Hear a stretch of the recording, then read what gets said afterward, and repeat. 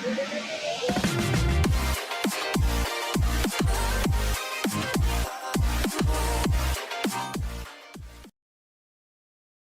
you know how to use testimonials in an automated email sequence?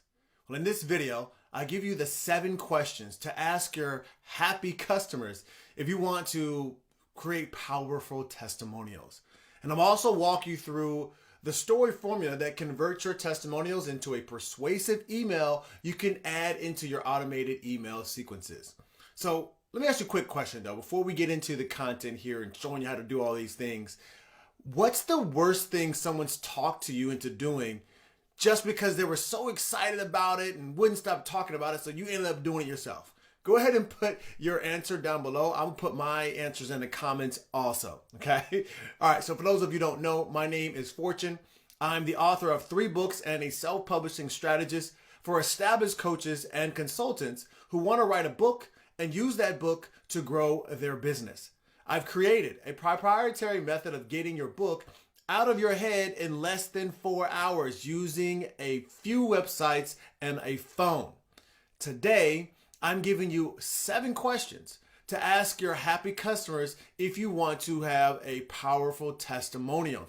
And I'm going to walk you through my story formula that converts your testimonials into a persuasive email you can add into your automated email sequences.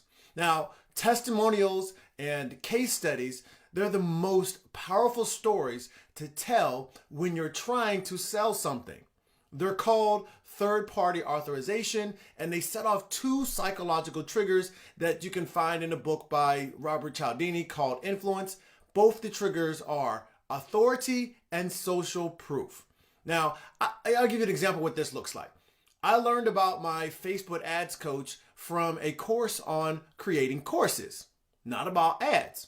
Now, I didn't jump into her program immediately because I wasn't sure if her super reasonable prices meant she was extra generous or that she was a newbie. I wasn't taking a chance. But when I finally looked at her Facebook group and her sales page, I saw tons of testimonials from happy customers. I was sold. I had to see what the fuss was about. That's how testimonials work. And there are 7 questions you should ask if you want to get the same effect from the testimonials that you collect from your customers. I talked about them on a recent training for the Wealthy Author group program. So here's a clip from that right now. Okay, so what is your name as you want it to appear in the testimonial? What is your name as you want it to appear? And I'm going to write it in here. It to appear. Okay. Well, now, what is the name of your business? As if like, if this is a business owner, then you say that. But if it's not a business owner, then it's where do you live? So this depends on whether you're doing this as a business owner, your stuff is working with business owners, or you're working to consumers. Okay. So that just depends on the individual. Next, you have what is your biggest problem prior to using or coming into the product or service? So you put into the product or service name right there. Okay, I guess I can change the text color while I'm doing that. What changed for you after using the product or service? Okay. Share one specific, notice I said specific, and I'm going to underline that so it makes it stand out a little more. Result you achieve from using product or service. What would you say to someone who was thinking about getting the product or service, but is on the fence right now?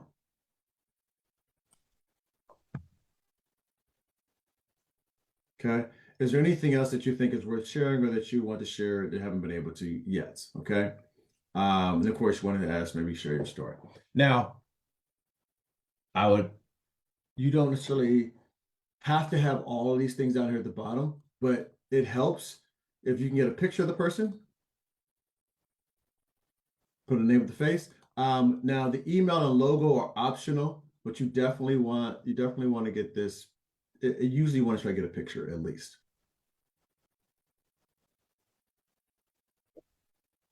Okay. Okay. Now from here on out, when you have someone that gives you a testimonial, Got to get in the habit of at least taking a screenshot. Screenshot of what? The testimonial, whether if it's on social media, if it's in a text message, if it's Oh, in okay. If direct it's being messenger. sent to me. Okay. When they send, if someone says, "Oh my God, I can't believe this, that, and the other," you take a screenshot, because now I can. It's hard to fake those if you paste it onto a page or something, or paste it into an email. Think about that being an email or a direct message that someone sent to you that you took a screenshot, and so the quote right here didn't come out like this, but it was a screenshot that you just put in, that you're pasting into the picture. So now instead of it saying it being typed out like this, and probably need to do something like, it probably needs to be, well, let's see, probably like italics. And we want to probably move that over a little bit into the center, something like that, to make it a quote and stand out in the email, something simple like that, right? That instead of it looking like this, because you still wanted to stand out, it would stand out on its own if it was a picture, a screenshot, right? Okay. And it makes it even more believable because it's a screenshot. Same thing you want to do like when people have your books. When people get your books, you want to make sure they take a picture and send you a smiling picture of them holding your book in front of them. I do have those. Yep, you do. Yeah, absolutely. All right. Now, you'll have access to those questions. I will. Template. I'll put it in the the notes to this recording. I'll put in the notes to this recording. So the link will be in those notes.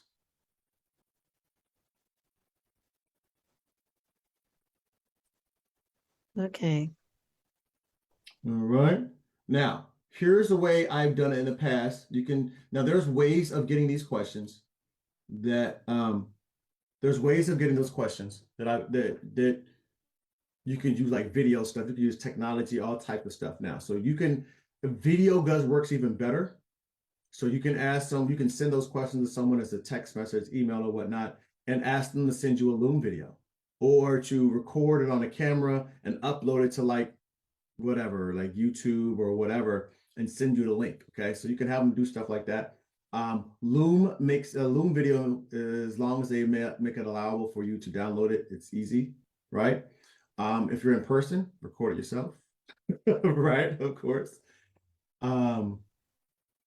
Now there's another way I used to do these, and I'm going to share that with you. And this is through Google Forms. And you can create this in any of your forms, right? So when you can create custom forms such on like ConvertKit or Aweber or MailChimp or whatever you're using. You can go in there and create a custom form with these questions in there. So you can do it that way if you choose to, okay? I've also done this so I'm just giving different options of how to get this information, okay? And you can send all those questions and put them in an email and ask people to respond to it, right? Now, I've also done this, a Google form. Let me make sure I have the right one up before I go into all that. All right. Google form, let me share this screen. All right, so in the Google form, this is how I used to, and I only did a handful of times, but I might already have pulled up. I do have already pulled up. So you can create this Google form free and have people respond to these questions. The one thing I didn't add in the clip was how to structure the email itself. I went into it, but I didn't put that in the clip. So there are 8 parts in the email itself, which includes an introduction, the story, the testimonial, and the call to action. So first, you want to create a hook for the story. Now, the hook sets up the 5-part business story formula. You've heard about this in other videos. Next, you deliver the business story in this order. These are the 5 parts: setting, situation, solution, system, and success. And finally, you close out the email by telling your reader to take some action like click the link or schedule a call or respond to this email. The only other thing to include in the body, which is the eighth part of the email itself, is the quote. I'm a fan of screenshots, but because they're more authentic looking, you take a screenshot from your computer or on your cell phone, but you can type it in there the quote if you want to. But if you do type it in there, make sure you put italics or in a bold or indent it in a little bit so it stands out. To use the most powerful stories at your disposal, though, just to recap, you got to get answers to all 7 questions that you learned in this video, and then turn the best testimonials into an automated email using the 8 parts of a testimony email you just learned. Now, let me ask you, are you trying to improve your storytelling skills? If you are, I want to give you a copy of my story formula template. You can use this template to turn any good idea you have into a persuasive piece of content. I used it to make this video. Now, all you have to do to get a copy is put the word story, STORY, put it down in the comments below, and I'll send you a copy of the PDF. With that being said, you can be, you can do, you can have anything you want in this world. You've just got to believe. You can live a life of no doubt, just blessings, and I will show you how. And for all of you no doubters out there, I haven't said this in a minute. I like to say it this way. I used to end it all the time, right? Go out there and make life happen every day. Every day. And remember, you're only one book away from the next breakthrough in your life or in your business. God bless, and I'll talk to you next time.